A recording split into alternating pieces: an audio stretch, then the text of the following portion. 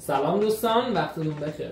یکی دیگه از چرخ‌های کارگاه ما چرخ بوتر 246 از برند تیپیکاله که تمام روغن و موتور سرخورد و همچنین صفحه و سوزن متحرکه. این چرخ به واسطه اون طرای خاصی که داره دوخت‌های مختلفی میتونه اجرا کنه و این چرخ مخصوص گانکشی هستش که در کنار این قابلیت میتونیم برای دوخت مثلا داخل کیف، لبه های کیف کلاف کشی و حتی مثلا روی یک کفش هم استفاده بکنیم که حالا یه نمونه از دوختش رو خدمتتون نشون میدم که نمونه کار رو ببینید.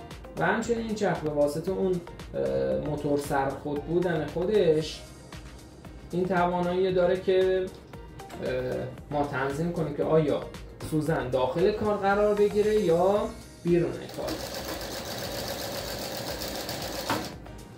الان مثلا ما سوزن رو قرار دادیم توالت بیرون کار، ما هر زمان که پامون رو برداریم سوزن بیرون کار قرار میگیره. حالا ما میخوایم داخل کار قرار بدیم، داخل کار همیشه قرار میگیره که این یک آپشن و ویژگی خوبی حساب میشه.